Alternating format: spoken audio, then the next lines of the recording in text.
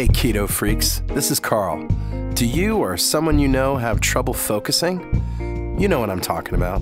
You sit down to read something, try to figure out your monthly budget, write that novel you've been putting off, or maybe you just can't seem to do one task at a time. Well, you may not know this, but I'm a musician as well as a software developer. Programming is a job that requires focus, long periods of uninterrupted work. It's hard. For them, and for you, I've created Music to Code By. This is music, yes, but it's specifically and scientifically designed to promote focus. Studies show that when math students were exposed to Baroque music between 60 and 80 beats per minute, they did better with comprehension and testing. So I created more modern music that is neither boring nor distracting, but falls within that tempo range. It's just the right mix. I also made the pieces 25 minutes long. That correlates to research that shows we all get brain fatigue after 20 or so minutes of hard focus. The result is thousands of happy customers. Now, you don't have to be a programmer to reap the benefits of Music to Code By. It has been known to soothe restless pets, calm fussy babies, and even help autistic kids relax and fall asleep. Listen to some free samples at musictocodeby.net.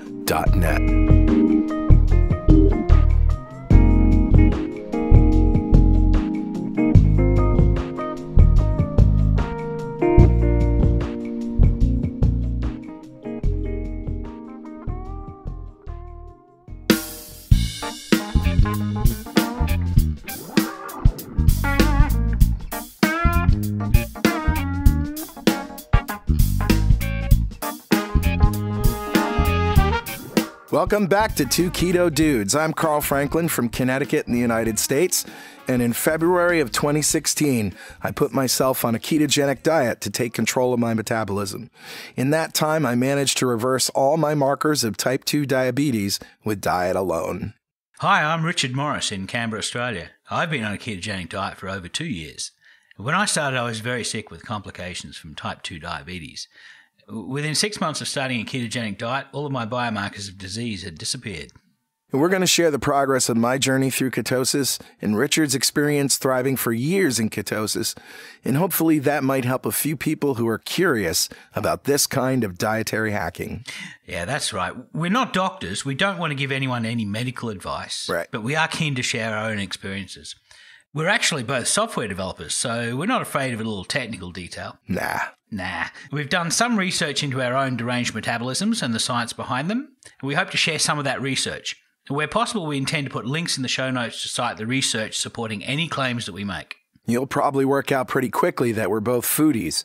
We're going to share some of the great food we eat on this diet, and every episode we both share a recipe for an essential keto meal that we eat regularly. Yeah. So, let's start podcast number 16, The Heart Disease Show.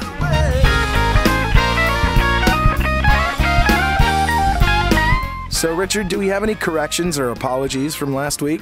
Actually, I just noticed one today. It's not really an apology, but it's a slight nuance that I want to mention.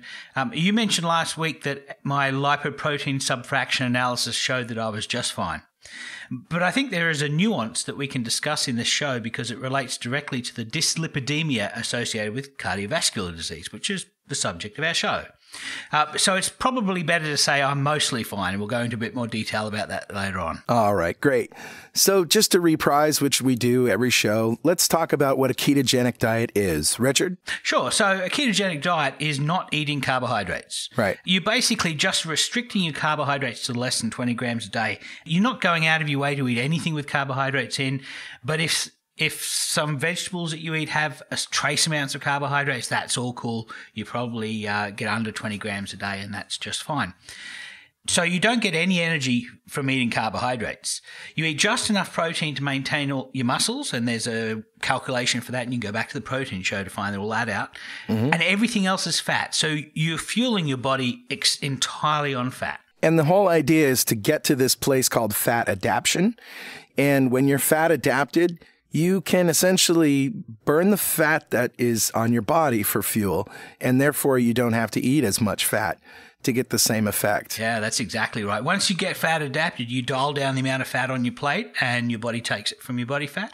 and you can coast all the way till you get to your perfect weight. And once you do, you can start to increase the amount of fat on your plate, and then you're totally in control of how much energy your body stores. And Richard and I are also in this phase now of intermittent fasting, which is sort of, once you become fat adapted, it becomes a really, really great strategy for continuing to lose weight and bust through plateaus. And I recommend people go to the fasting show to hear more about fasting strategies. And the plateau show as well. And the plateau show.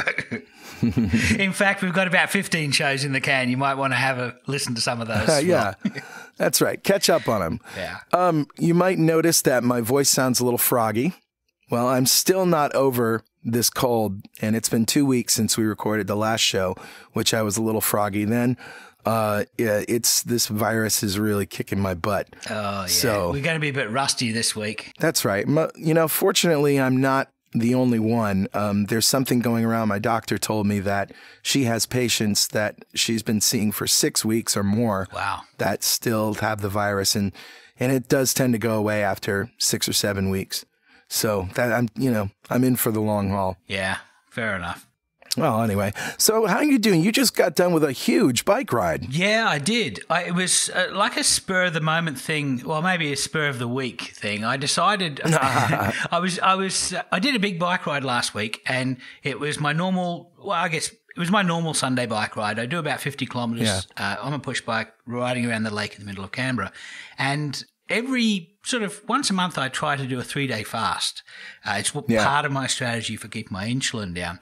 And I did it last week on the bike. And at the end of my 55 Ks, I was so keen to ride some more. But I was with Julie, and she had enough riding for the day. So we decided to quit then. And I thought, next time I go out, I think I'm going to try 3 times around the lake. Wow. Yeah, and then I was Which is about 50 miles or it's 70, 80, 90 kilometers you rode? I ended up riding 90 kilometers, 90.1 kilometers, and I think it's about 55 miles. So, Jeez. I know. I never thought I'd be that guy, the guy that goes out on a Sunday just for fun and goes and rides 50 miles, How long did it take you? It took me about 4 hours, so it was quite a decent. And the other thing was, I was fasted for 48 hours in advance. Yeah. So we were talking before about running on fat. I did that entire 50-mile bike ride at a fairly decent pace. I was going about 24 kilometres an hour, so it's not too bad a pace. And I did the entire thing purely on my body fat. So I didn't eat it. I didn't take any food with me. I took some water with some salt in it and some branched chain amino acids that I add to it. I've only just started doing this. And you weren't hungry and you didn't bonk. And that's what would have happened if you were a glucoburner. Yeah, if you're a glucoburner, you only have about 2 hours worth of extreme exercise energy. This is one of the reasons why a marathon is what it is. It's a 2-hour running race because after the 2 hours, people bonk. They run out of their short-term glucose storage called glycogen, and all of a sudden their bodies are not able to efficiently get energy out of their body fat because their bodies are adapted to glucose, and their brain runs out of energy. And literally, you see these people sitting on the side of the road. The first thing that happens is that they get the shakes because their adrenal system goes into overdrive trying to make more glucose, trying to goose the liver to release more glucose. The liver doesn't have any to release. And they start getting foggy, start having hallucinations about food, and they get massive depression. So you see these people in ultra marathon races who are sitting on the side of the road just crying. Wow. And that's why, it's insane. One of the things about a ketogenic diet is that you have the ability to rapidly access body fat. It's one of the adaptations of becoming a fat burner is that you're able to access body fat as fast as you're able to burn it. Mm-hmm. And that's part of the adaptation process. And most people, it takes about 6 weeks to get adapted, and then you become over the next, 3 to 6 months, you become really good at the process. But you certainly you have no energy problems after about 6 weeks. And you've been losing weight steadily for the last couple of weeks? Yeah. So I lost about 15 pounds over the past month. And Great. Now, of course, some of that is hydration. I've just exercise now for about 4 hours, and so I've become a little bit dehydrated. So, for every litre of water is a kilogram of body weight. So I'll slowly rehydrate over the next 12 hours or so, and I think I'll probably have ended. I'll maybe go backwards about 4 pounds, but it's certainly an impressive month. So how are you going, Carl? Well, I'm doing pretty good. I'm down 55 pounds. That's awesome. Total from when I started. Last week, I told you I did a fast for a couple of days to try to kick the cold, and it worked for a while. But then the cold came back. And also, I told you about my excursion to Taco Bell, right? Oh, yeah. Yeah, you remember that? Yeah. You didn't do that again, did you? Well, no. I haven't done that again. But what was interesting was I did a little, cha-cha dance on the last show because I didn't really gain anything. Well, yeah, it came back, of course. The Taco Bell. Yeah. I just hadn't given it a chance, apparently. I think you probably lost so much water from your gig. Maybe. Because you were working hard during the gig. Right. So it took me a few days to get back to where I was. But, in the grand scheme of things, it's not discouraging at all. Nah, get back up on the horse. Absolutely. This is a long-term strategy for me. I'm definitely not giving up because of that. That's silly. But every time that I feel like I can elevate above the laws of physics, it does come back to smack me. So anyway, I'm feeling great other than this chest cold. My head feels awesome, and my body feels good and strong. And I'm still keto or go home, man. So in short, Richard, I'm doing great. I feel fine. I'm down 55 pounds and going, continuing to go and staying away from Taco Bell. Yeah, that's a sound strategy. Awesome. So we should probably talk about our new Facebook group, which we've had running for maybe a month now. Yep. And it's really, there's about 300 people in there? Yeah, almost 300 people in there. And it's called 2 Keto Dudes. And it's all one word. There's no spaces. 2 Keto Dudes. And there's an easy way to get to it. You can go to fb.2keto.com, and that'll bring you right to it. It's also linked on our page, of course. Yeah, it's a closed group because we don't want spammers in there, sort of advertising rubbish. which always happens in open groups. Yeah. So all you have to do is apply to come in. We don't need to know you. That's it. So I guess it's time for Mail. We're justified and we don't need no alibi. Mail. Listen to my voice. It's terrible. Yeah, voice is broken. I can't do Barry White this week. All right. Gingivitis. So I actually, on the way back from my bike ride, I rode up to my letterbox and guess what I found, Carl? Mail. We have 2 comments from the Facebook group this week. The first one I'll start with is from Sandy McDormand Westbrook. And she says, someone told me about a way to eat carbs once a day and still lose weight. Is this true? Oh. And I think she had Taco Bell in her eyes like I did last week. But somebody answered no, unless they're leafy greens, cheese, nuts, or other keto carbs. But there actually is a diet called the Carbohydrate Addicts Diet.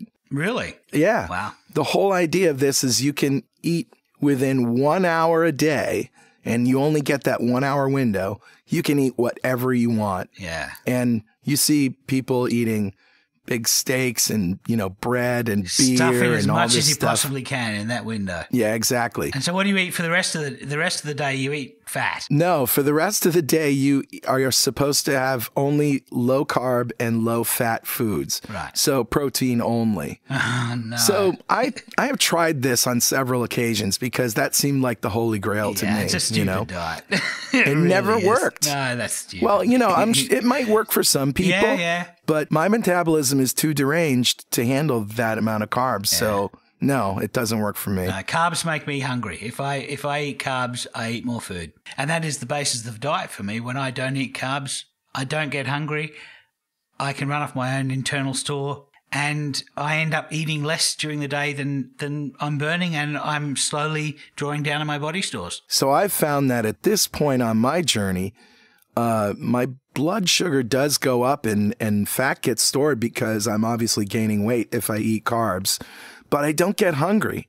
Like, carbs used to make me hungry, but they don't anymore. At least I can't perceive the hunger. Maybe it's because now I know the difference between carb addiction and, true hunger. Yeah. I think possibly you may be becoming a little bit less insulin resistant. So you don't have as much of the compensatory hyperinsulinemia and then the reactive hypoglycemia, which is when you overproduce insulin. It overcorrects and it takes your blood glucose low, and then you got to get a Snickers bar in you, and that's I still have that. I mean, for me, if I eat any carbs, I turn into the Cookie Monster. Yeah, I used to be that way when I was a carb burner. I would go low carb for a few days, and it'd be great, and then I'd get bored and have some cheese and crackers, and the next minute, like I'm down at 7-Eleven eating Ben and Jerry's. Oh yeah. That's the way I used to be. Yeah. But now, actually, I could do that. I could have the cheese and crackers and go to bed and not. Wow. But I don't. No. I don't. No. Yeah. Last week aside. Yeah, last week. I don't. Last week an exception. Yeah. I find that the one thing I really like about keto is control. I find that I have amazing amount of control that I just never had before. Yes. I was out of control and I was not able to do anything at all about it because of the way my body was and because of the way the food environment is. Mm-hmm. But as soon as I was able to identify the elements in the food environment that were sending me out of control, I've developed an amazing amount of control. Yeah. So very happy with that. It's amazing. I'm very much in agreement with you, sir. Yeah. You have a comment also posted in 2 Keto Dudes. Yeah, I do. There was and this is actually a common thing that we've heard before.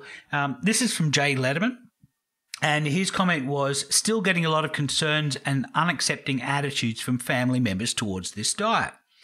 Yeah. Really started to lose weight and feel good too. And it totally bums me out when a loved one says they can't accept what I'm doing because it goes against traditional dietary norms. Mm-hmm. I feel like I can't explain myself or convince them what I'm doing is healthy and is working. Even after going to the doctor and getting great blood results, it still isn't enough. Yeah. Anyone ever deal with this, and any suggestions? And I screw them. Yeah, sort of. No, most people in my experience come early to the decision that the first rule of Keto Club is that no one ever talks about Keto Club. Well, yeah, I tell you what, I used to get a lot of finger wagging from family members as well, and I was affected by it when I would do it by myself and I didn't have the community behind me, Yeah. And I would go, it wouldn't be enough to shame me into going off it. Yeah. It's really a shame how that happens. It that is. People just, they wag their finger at you and tell you, you got to watch out, And when the fact of the matter is, it's an emotional response that has no basis in science, and you can prove them wrong. And if the numbers are on your side, they can go pound sand. Show me the science. That's what it show always me comes the science. Back down to. Yeah, show me the science. Yeah, I find that I was actually lucky. My family I have a lot of doctors in my family, and none of them had an opinion until I'd already lost weight. Right. And then all of them said, "Wow, it seems to be working for you. Keep it up." So, right. That's... Yeah.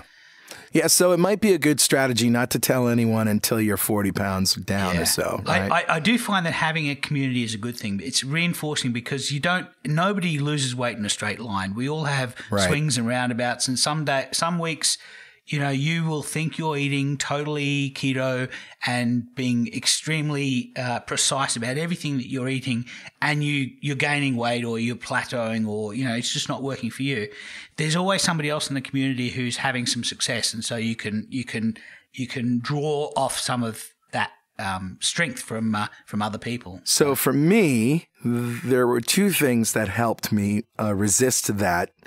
One was all the science, watching Volek's videos and seeing all these people reading the study results is incredibly empowering. Especially when they cite where it comes from, and then you can follow it back and look for yourself.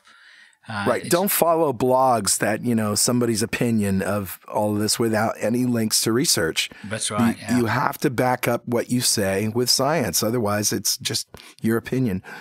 And the other thing is, I had this I have this cold, right? Picked up a virus. Yeah. Now, my wife also has it because guess what? Viruses are infectious. Yes. They infect people and they go from people to people. And my mother, who I've talked about before, who is a staunch, cut out the fat, blah, blah, blah, is in her 70s and she's not well. She needs a hip replacement. She's got Lyme disease a couple of times and, and she has a head cold right now. She's got a viral infection. Okay. So we went to my daughter's dance recital last night, which was great. My younger daughter. And we all met there. And my mother was there and stuff. And she's going, putting her hands up when I come near her, like, stay away from me. I'm infectious. I'm like, yeah, me too. Me too. I'll trade you. So, yeah, exactly. So I heard from my elder daughter who was there that, quote, Grammy thinks you're sick because of keto. Of course she does. And what's she sick because of? And she's sick. And my wife, who isn't keto, is also sick, but I'm sick because of keto. Okay. Yeah. So here's what people do. They project their fears onto other people so they can more clearly see them. Yeah. And this is just a part of Psychology 101. When somebody's afraid of something and you remind them of what they're afraid of in themselves, they will project that onto you and then say that you're this and you're that and you're the other thing. And, this is a classic example of what's going on there. Now, I'm surprised that she can't see that you look totally different. I mean, you look, I've known you for over a decade, and 55 pounds is a lot of weight. Absolutely. I've never seen you so slim. Yeah. I can't remember the last time I was. So the other thing that I got to mention, and this is germane to the comment, is that as I said before, I went to my doctor after losing, 30, 40 pounds, and she was amazed. However, she was afraid of my LDL spike, which happens on keto. Right. Yeah. Some people, their LDL goes down after 3 months, 4 months or whatever. Some people it goes up. Mine went up. And I said to her, do you have any evidence or show me the science that high LDL is a marker for heart disease? And she says, no. And I said, well, I just happen to have printed out a bunch of studies that show the opposite is true. Yeah. That low LDL is associated with heart disease. Not only that, but dropping LDL is associated with it. Yeah, a drop in LDL is associated with people who drop over 14 years over the following 18 years have a higher risk of coronary event. Yeah, that's right. So I said, if you're really concerned about heart disease, let's test for heart disease. Let's not test for cholesterol. And she said, fine. And I went for a carotid artery ultrascan, which tests the thickness of the arteries in your neck. So how do they do that? Is it like they've got an ultrasound wand, like a pregnancy wand, but on your neck? Exactly. It's an ultrasound wand. It looks like a little, like a shaver, it's about the face shaver size, and they just poke it into your neck and rub it around with some gel or whatever. And because she told me, my doctor told me that, I'll tell you what, I see in these people who look fine and everything, they have these strokes and heart attacks. And over again, we see plaquing, really bad plaquing in the carotid arteries. Right. So I went and got the ultrasound, and guess what the result was? What were the results? Clear. Yay! No significant plaquing. Sclerosis. Wonderful. Yes. That's awesome. Yeah. So I feel your pain, man. Even after losing weight and, lowering blood pressure, lowering triglycerides, which are really nasty. Yeah. And getting an artery test that showed my arteries are healthy. They're still saying not happy. They're still not happy. Yeah. Yeah. No, I feel your pain in this particular example, but I'm sure that I'm sure that someday you're gonna do some kind of test that makes her happy. But in the meantime, I'm sure you're happy with the weight that you've lost. And well, I'm happy with me. And here's the thing that Richard and I really need to iterate over and over again is that we are not saying that if you do what I did, your arteries will be clear. No. I could have had arteries that have been clear all my life. You must have I have no had, idea. No, you must have had. I don't know if the ketogenic diet helped that or, I don't know if there was plaquing before and now there isn't. I don't know that. No. All I know is from my experience. Yes. And it's the same for me. All I can do is tell you my experience and show you any science that I've found that relates to my experience. Right. This is why we call the podcast Two Keto Dudes. We're not doctors. Right. We're not international book authors, or we're not even particularly knowledgeable or educated on the topic, other than we have a unique experience of having gone through this process before. If we make a statement, make an assertion, we'll do our best to try and find the science for it. And we hope that people listening to us who disagree with us are willing to find something to refute us, and we would love that. That would be wonderful. Absolutely. That would make me very happy. All right, let's talk heart disease. So what is the science around heart disease, and what is it anyway? You hear a lot of people talk about cardiovascular disease, and heart disease is a component of cardiovascular disease. Basically, it's a disseminated obstructed arterial disease. And it's caused by plaques narrowing the arteries. And what it does is it reduces the blood to organs that critically need a critical blood supply, like the heart or the brain. And so if you have a restriction of blood to the heart, it's called a myocardial infarction or a heart attack. And if you have a restriction of blood to the brain, it's called stroke.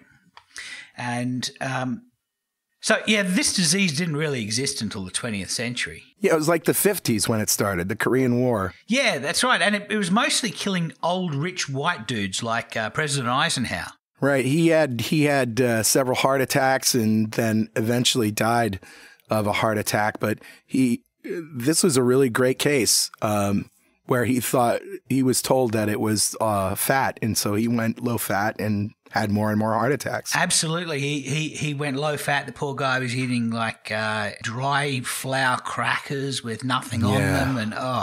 And he still had multiple heart attacks. And worse. Of course, what happens when you have a disease that's specifically striking rich old white dudes is a freak out. Freak out. He freak out. So everybody wants to throw money at it, right? So they spent billions on some of the largest research projects that the human race has ever done. And they were all still suffering under the delusions of Ansel Keys' 7 countries study, weren't they? Well, that's where all this came from, because once there was a freak out and people were throwing money at it, you have a lot of researchers putting effort into working out why it happened.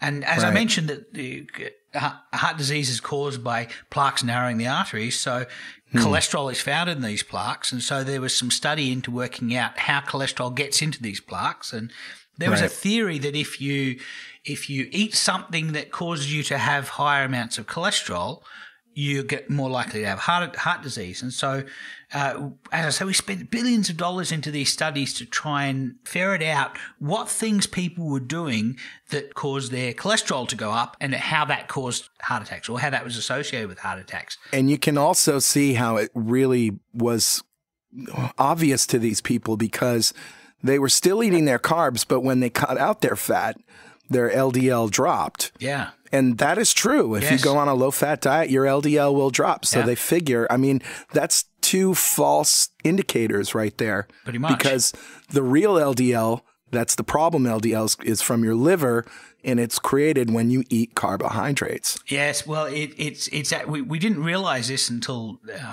1980s. But what we knew in the 50s was cholesterol was the problem. Yeah. And we had this theory that cholesterol, eating saturated fat causes cholesterol to go high, which causes cardiovascular disease. I should mention, despite the amount of money, the billions of dollars that have been put into proving this hypothesis, it's actually never been shown. Right. In fact, the null hypothesis that this is not a causal relationship has been proven multiple times. And non-causation proves non-correlation, even though correlation does not prove causation. Yes, right? It is. I mean, correlation doesn't show you much at all, but there is a root cause to heart disease, and we'll talk about this a little bit later on in the podcast. But we had this theory that cholesterol was the problem, and if you calculate the numbers, if you have a large enough group of people and you work out what their cholesterol rates were and what they're eating and how often they have heart attacks, you can see that there's a very weak association between total cholesterol and cardiovascular disease. Right. The problem is that nobody understood the mechanism. Yes. The theory was there's cholesterol in these plaques, therefore eating cholesterol or eating things that cause your cholesterol to go high increases your risk of a heart attack. Right. But cholesterol is used to shore up and fix. It's part of the repair mechanism of the plaque clearing up inflammation. Not only that, it's part of the metabolic process of life. If you take away cholesterol, you die. Yeah, cholesterol is essential for most of your brain is made of cholesterol. Yeah. So, it's... so it's a vicious cycle, right? You reduce the cholesterol in your brain and that keeps you stupid. So it's that's a joke, people. That's not science. No. So the theory is that saturated fat in your food causes cholesterol in your blood, which causes heart attacks, which is, as I mentioned, has never been proven. But Correct. In 1949, we learned how to ultracentrifuge blood to separate out two different kinds of cholesterol: HDL, high density lipoproteins, and low density lipoproteins. And HDL is we've spoken about this during our cholesterol show, but HDL is protective. And we found that out from the Framingham study, from Framingham data in 1977. That showed us that there was a negative correlation between HDL and cardiovascular disease. So the higher your HDL, the lower your risk of heart disease. The lower your apparent risk of heart disease, that's right. LDL is still only weakly associated with cardiovascular disease. In fact, it's probably more accurate to say it is less strongly weakly associated with cardiovascular disease. Yeah. So it's more weakly. And I'm walking proof of that. My LDL is higher, and yet my arteries are clear. Absolutely. But one of the confounding factors is we actually found some ways to make drugs to reduce to lower LDL, statins. Right. In fact, there's a bunch of different drugs, but statins are probably the most famous and most well-known ones. And in 2008, Americans spent more than $14 billion on LDL lowering medication. Whoa. So there's a big market in there and some people wanted to put statins in the water supply or into condiments at McDonald's. So, you could get salt and pepper and statins to put on your burger. And it's insane because the number of people to actually treat to save a life with statins, if you are talking about a population of people who have already had a heart attack, it's like you have to treat 141 people to save one life. And people think when I go on statins, if I go on statins, it's going to double my or halve my risk of getting a heart attack. Well, no, it's going to increase your chance of surviving a heart attack by 1 in 141 people to treat. A lot of this comes down to the fact that doctors aren't great at math, so they don't know the science of nutrition either. Well, they're not. They don't. It's a demarcation issue.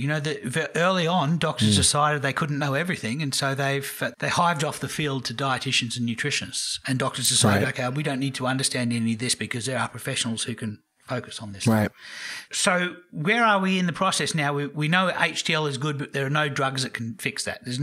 We've had a couple of drugs that will raise HDL, and they also raise heart attacks. So and eating saturated fat raises HDL. We know that. That's right. Well, saturated fat has very little to do with heart attacks, and that's been proven. Zoe Hargrave's paper last year showed that we never had sufficient evidence to actually reduce saturated fat in our diet. First of all, we thought, it's cholesterol because cholesterol's in the plaques. And then we thought, it's not total cholesterol. There's different kinds of cholesterol. There's a good kind and there's a bad kind. Right. So let's look at the bad kind and let's try and find some way of pharmaceutically lowering the bad kind.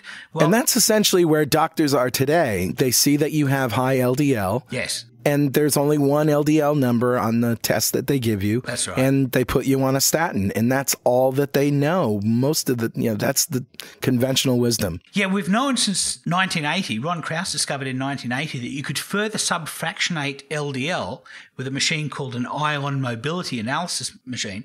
Mm-hmm. And it can actually separate LDL into different densities of lipoproteins. And he was able to show that small, dense LDL is the bad one. And all of the other LDLs are fine. So the question is, your total LDL number doesn't tell you anything about your risk of cardiovascular disease. You need to basically get this thing called the lipo profile analysis. And I actually have mine in front of me. And That's what that paper that you hear. The paper that you hear in front of me is me showing to Skype so that Carl can see my chart, and it's a pretty looks like some nice colors. There's lots of nice colors. In fact, it actually tells me. I mentioned at the top of the show that my lipoprofile analysis is mostly fine. There are 7 different categories of LDL, from light and buoyant, fluffy, pattern A, benign LDL, to small, dense, atherogenic, pattern B LDL. So 1 and 2 is the light and fluffy stuff, and then you have 3, 4, 5 is the intermediate stuff, and then you have 6 and 7 is the really, really bad stuff. Okay. I have some 3. I have no 4, 5, 6 or 7. Most of mine is 1 and 2. So most of mine is large and fluffy, but I have a little bit of intermediate LDL, and that may or may not be an issue, but there are some other things in my blood results that are going to go into a bit more detail, and that will actually give us a bit more information. So, okay, so now that we know that not all LDL is created equal, and it's the really small kind that cause the problems with heart disease, where do we go from there? Well, now we have to work out in what populations is that small, dense form of LDL high.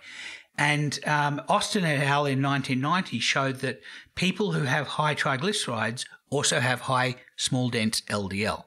And so it appears that the production of triglycerides, and for the most part, that's fat that's made out of excess carbohydrates by the liver and shipped off to the fat cells to be stored for short-term and long-term energy storage. So they showed the ratio of pattern A, that's the good kind of LDL, to pattern B, the bad kind of LDL, as your triglycerides go up. And it appears that around about 100 milligrams per deciliter of triglycerides, if you're above that, you have mostly the bad stuff. If you're below that, you have most of the good stuff. So what were the results of your triglycerides on your blood test? Well, my triglycerides in this last test that I had done were 128. So that's just over into the category of making some pattern B LDL. So that's not a good thing. Now, my last blood test a year ago, they were 100. So I was right on the mark of the demarcation line between the two. Now, what were your triglycerides before you started? My triglycerides when I started this were 1,111. Oh my! So I don't think 128 is a problem. No, I was Mr. Pattern B back then. Jeez, yeah. So so I've had my at the time my HbA1c was 11.2. I'm currently 5.2. So I've been focusing for the past year on blood sugar, and because I'm type 2 diabetic, and because that's the most important risk factor for my health, I've been focusing on that, and I've been neglecting a little bit the lipids. And as you can see, my triglycerides have gone from 100 to 128. That's not bad, but it's not a direction that I intend to head. So so soon after I had my blood tests done, I started using a food diary again, and I'm being very focused about what I eat. And as you see, I've lost a lot of weight this month, and I'm putting that down to the fact that I'm eating mindfully. I'm calculating everything I'm eating. I'm not counting. Good. I'm not counting calories. I don't think counting calories is a useful activity, but no, I don't think so either. I am being aware of how much carbohydrate and how much protein I eat during the day. All right, so let's talk about how the low carbohydrate diet affects and addresses cardiovascular disease, and in particular, these markers we're talking about. Yeah. With Richard and I, both of us have lowered our triglycerides. My LDL went up. My HDL went down, actually, after the first 2.5 months. Yeah. But I need to have another blood test soon. By the way, I'm getting a subfraction analysis this week. Awesome. And I'll bring that test, which will include all the LDL and HDL. Yeah. But we've also seen that, not only losing weight, but in most cases, LDL goes down over, after 6 months or so. There's a good video online with Steve Finney talking about this process of why some people get an increase in LDL, and part of it has to do with the fact that all of our lipids are stored in our fat cells. Right. And lipids include triglycerides, which is body fat, and eaten fat that you're sending off to become body fat. It also includes your cholesterol, which is a lipid molecule. And so in your fat cells, you're storing both cholesterol and triglycerides. Yeah. They're carried together and they're stored together. So as you become a fat burner, you start now drawing down on that body fat. Yeah. You're dragging it out of your fat cells. Your fat cells now have cholesterol in them because they've lost some of their triglycerides, and that cholesterol basically comes out of the fat cell at the same time that your triglycerides come out. So what Finney says is the cholesterol and triglycerides come into your bloodstream and then the liver flushes it out? Is that what he says? Yeah, so what happens is the way that the body gets rid of cholesterol that it doesn't use is that the liver exports it as bile, which basically sticks it in the gut so that it can be used to help fats make their way through to be absorbed and out of the food, and then the bile goes out through feces. So literally for all the time that you're losing weight, you have slightly elevated cholesterol because your highways are full of cholesterol making their way out the back door. So that's why some people see a transient increase in LDL, and as soon as you stop losing weight, then that should settle down. So the question is that dangerous? I mean, let's say that my carotid artery test came back, or let's say that somebody listening goes and does an artery test and they have plaque. Yeah. So now your arteries are plaquing and you're filling your blood vessels with fat that is being removed by the liver. Yeah. What's more dangerous, being fat and having high cholesterol and high blood sugar, or the fat moving away and being removed? I think if you have signs of atherosclerosis, you really want to do a lipo profile analysis to work out whether you're making small dense LDL. Right. And if you are, then you need to basically go on a diet that makes less SDLDL, small dense LDL.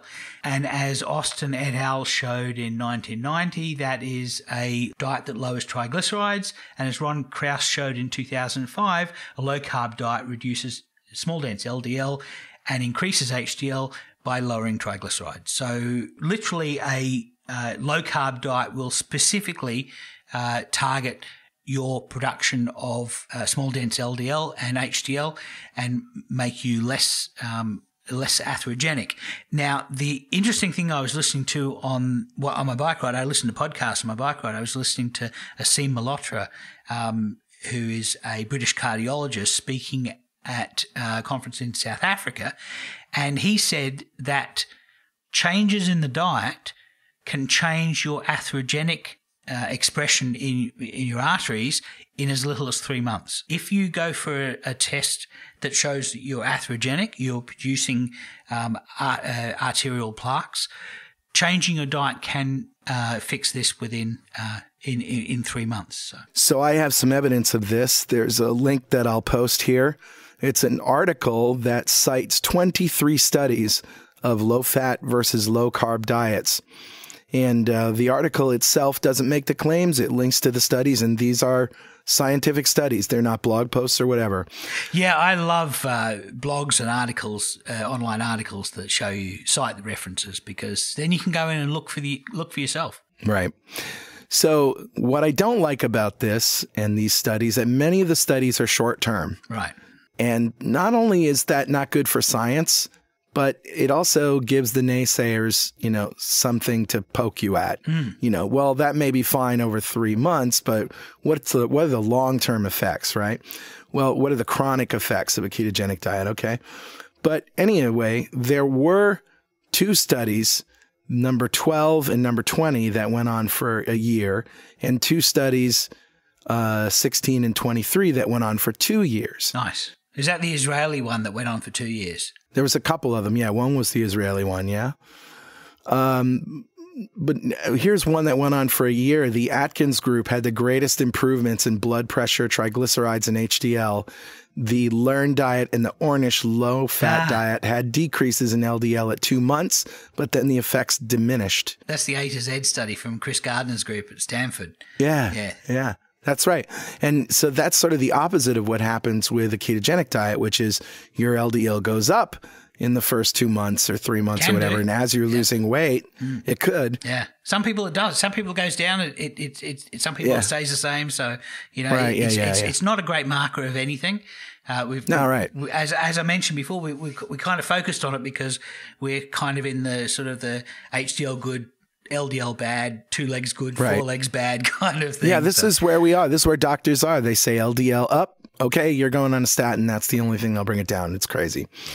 So anyway, I highly recommend you reading through all those studies. And what they do is they show you the scores and average them, and they show you the comparison with graphs of all 23 of these studies. Yeah, and it's remarkable. That's awesome. Guess what? The low carb diet wins. Pretty much. It's just better in everything. That Chris Gardner study, the A to Z study, is awesome. You can actually, there's a video on YouTube of him presenting this to an audience, and he's actually a vegan, the guy, Chris Gardner, and he states during this presentation, it's entirely not what I expected to happen. I expected the Ornish diet to come out ahead of everything. Yeah. I'm a vegan, my wife's a vegan, I raised my kids vegans, and I totally wasn't expecting this. But what he did find was that in every population of these 4 diets that people were on, there were people who did well and did poorly. Yeah. And he came up with a hypothesis that you could find out whether somebody was insulin resistant or insulin sensitive, and you could predict which diets they would do well and poorly on. And he did a subsequent follow-up study that it came out, I think, just 2015, where he actually showed that that hypothesis had some legs. He was able to show that you could give some prediction by insulin resistant status on which diets. And people who were highly insulin resistant were better on the low carb diet, and people who were highly insulin sensitive were better on the low fat diet. And it turns out there's more of us than there are of the insulin sensitive kind. There's at least 52% of people in California, according to UCLA, are insulin resistant, either diabetic, pre-diabetic, or diagnosed or undiagnosed. So how do I know that I'm one of these people? And, everybody says, they're listening and they say, I'm overweight, I have pounds to lose, I'm going to go ketogenic. And even people who have, 15, 20 pounds to lose might want to go ketogenic or think that they ought to, but how do I really know that it's going to work for me? You can be overweight and still be quite insulin sensitive and just be eating too much food. But to become obese, you really need to be insulin resistant and to have a real problem with glucose metabolism. And that really kicks off the whole insulin resistant spectrum. So okay, but you can also be thin and be insulin resistant. Yeah, I think you really need to get a blood test to be able to determine that. There's a thing called a Kraft insulin assay, Kraft, K-R-A-F-T. It's named after Dr. Joseph Kraft, who's a pathologist, American pathologist, who did 15,000 insulin assays and thousands of autopsies of people. And he was able to come up with a mechanism for determining whether someone's insulin resistant 10 or 15 years before they become diabetic. before their pancreas gives up. And so that's actually, you really have to get an oral glucose tolerance test with insulin assay to be able to determine whether you're really insulin resistant. And that's going to tell you whether you're going to do well on a low carb diet or not. But I would say the easiest way is just try it. Try eating low carb and seeing if it gives you control over how much food that you're eating. So, Richard, is small, dense LDL the only thing that causes cardiovascular disease? No, we know actually that chronic high insulin will cause atherosclerosis. We've mentioned before about the dog study that showed that if you make a dog insulin resistant with chemicals so that you can give it a high amount of insulin without killing it, and then you do that in just one side of its body, one artery, that artery becomes fatty and sclerotic. So we know that insulin, the high levels of insulin, will make somebody atherosclerotic. And they did that by injecting insulin directly into the arteries only on one side? Yeah, into the femoral artery of a dog's. The femoral artery goes through the groin and goes down the leg and supplies blood to the legs. Okay. They put saline in one and insulin in another, and the one that had saline did not have atherosclerosis, and the one that had insulin had atherosclerosis, so it was fatty and sclerotic. So wow. They were able to show that insulin specifically causes the inflammation that requires plaques to build up, and then they become thrombotic and blood clots and causing strokes and heart attacks and everything. So we know that insulin does it. Now the interesting thing is that a low carb diet specifically lowers insulin, and so we know that type 2 diabetics have an 8-fold risk of getting heart attacks over the general population. Right. Insulin and possibly small dense LDL could both be factors. So it's a double whammy. If you have high insulin levels, you're going to have sclerosis. Yeah. And if you have small, dense LDL particles, they're likely to get stuck and penetrate the artery walls that are inflamed.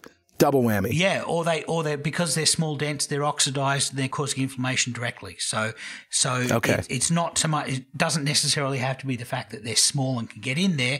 It might just be that they're oxidized, they're nasty oxidized surfaces, and they do direct damage to the artery. And that's just two possible things that could be causing it.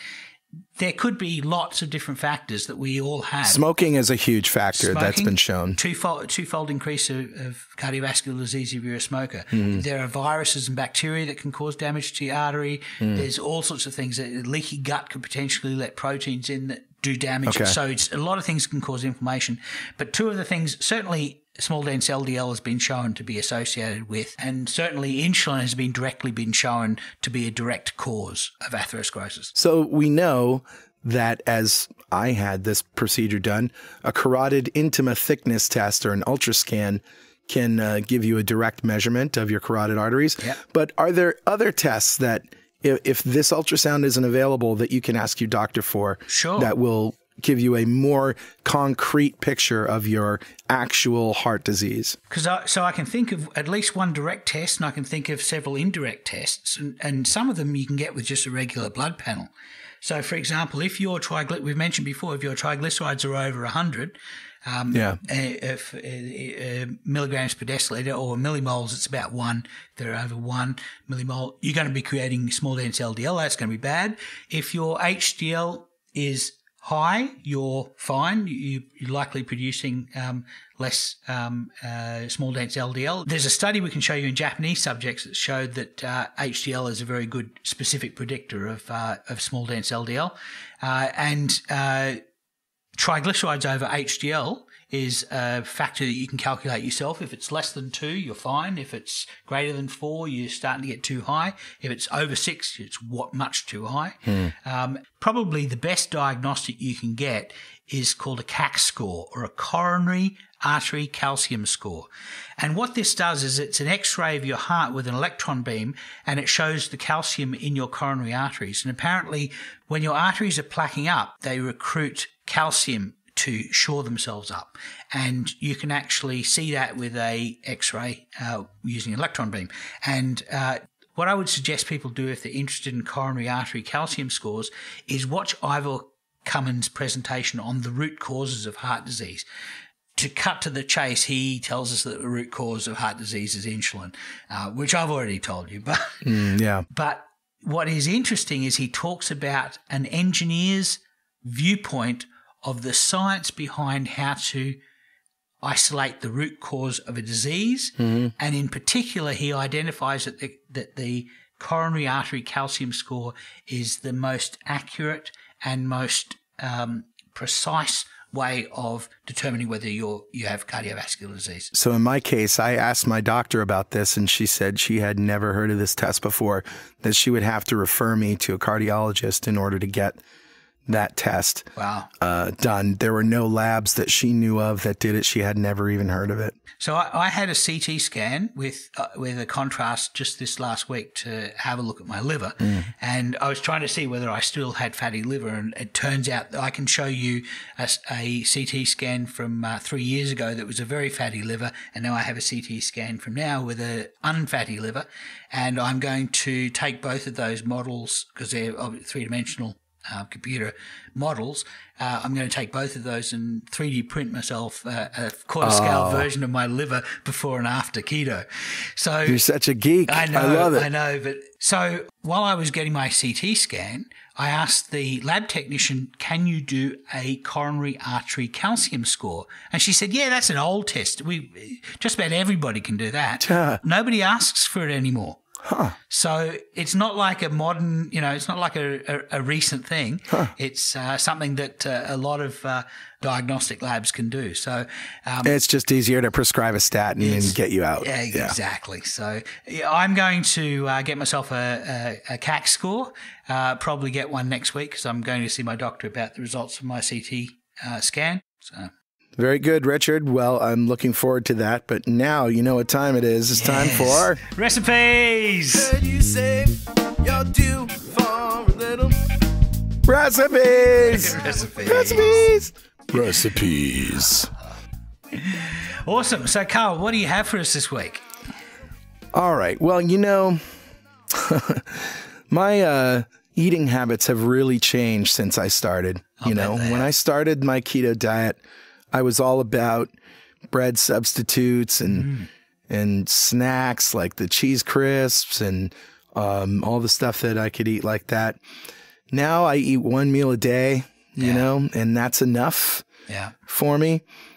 But I saw somebody posted in, I think it was Keto Ninjas, about this low-carb bread. Nanette posted it, I think. Yeah. Yeah. That was in Two Keto Dudes she posted, I think. Well, before that, I saw it in Keto Ninjas. Right. I can't remember who posted it in Keto Ninjas, but it's Mahler's low-carb bread. And, sandwiches are what I've lived on all my life. I love sandwiches. If I can't make them myself, I'll go through the drive-thru and get a sandwich. I mean, that was my MO. And so a lot of people can't imagine themselves giving up their great sandwiches. So Mahler's low-carb bread is only 1 net gram per slice. Let me say that again.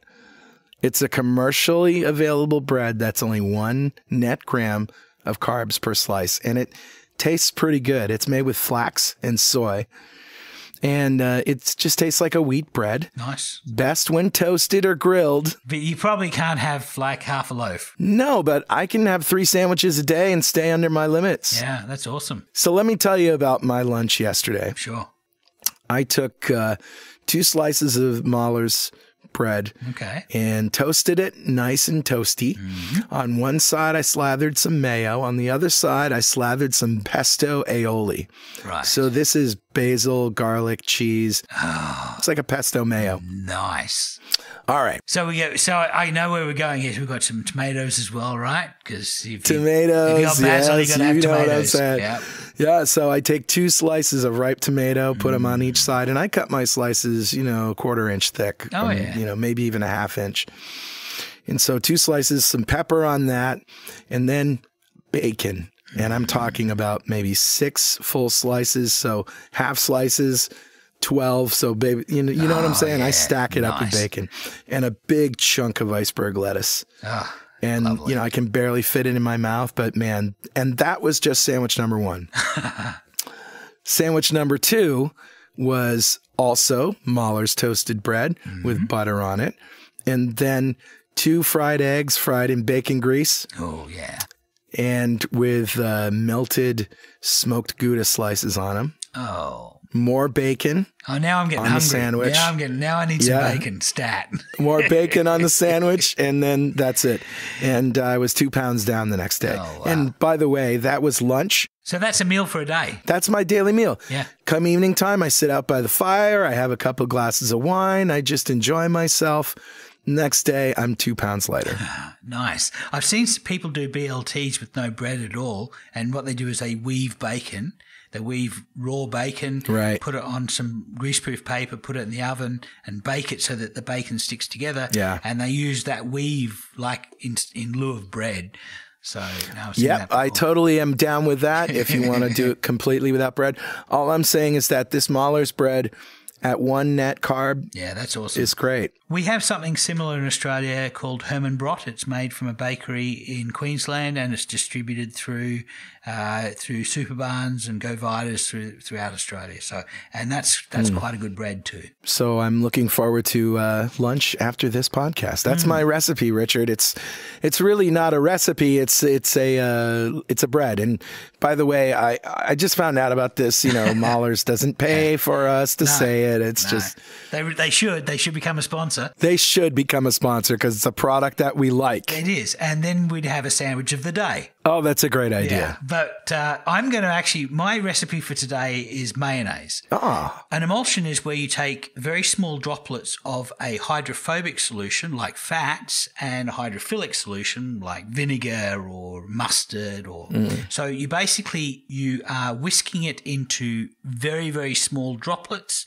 and you're using a chemical called an emulsifier. In the case of mayonnaise, most good mayonnaises are made with egg yolk, and in particular, they're using the lecithin, which is a chemical in an egg yolk, as the emulsifier. And so basically making a mayonnaise is a very highly rich, fatty sauce that you can use on things, such as a BLT. I'm going to give you a recipe for making about a cup and a half of mayonnaise. So you start off with an egg yolk and you put it in a blender that has an open attachment so that you can pour things in from the top. Because what we're going to be doing is we're going to be putting in some ingredients, we're going to be blending it, and then we're going to be slowly adding extra ingredients. And it's going to be the slow adding of extra ingredients that's going to make the emulsion. So we start off with an egg yolk. We add a heaped teaspoon of mustard. You don't want a seeded mustard. You want something like a Dijon or an English mustard. And then you want about 2 tablespoons of some kind of acid. Now you can use citrus like juice of lemon, or you can use vinegar. We like to use a mixture of both apple cider vinegar, a tablespoon of apple cider vinegar, and a tablespoon of lemon juice. And then you put a little bit of salt in, and you blend it up until the mixture is entirely mixed, so you can't see any differentiation between It's all the same color. And then you put in a drop of oil. You only need 1 drop and you blend it. You put another drop in and you blend it again. And you do that 5 times until what you're doing is you're slowly introducing the oil into the mix so that it doesn't overwhelm things. If you just pour all of your oil in, you're going to end up with an oil and things that don't mix with oil. Yeah. But if you blend it as you go. The old way of doing this was you basically put a can of oil above your head that you're whisking with a hand whisk underneath, and you poke a hole in the can, you let oil drop in slowly. Right. But in the case of my technique, I'm just using a blender. I just start off with a couple of drops, and once it's fully mixed through, then I might add half a teaspoonful of oil. Yeah. And then I'll add another half a teaspoon, and I'll do that a couple more times. And then once you've done it maybe 5 times, half a teaspoon at a time, you're probably ready now to start dripping in the oil. And you just start dripping it in, and you make as much mayonnaise as you want.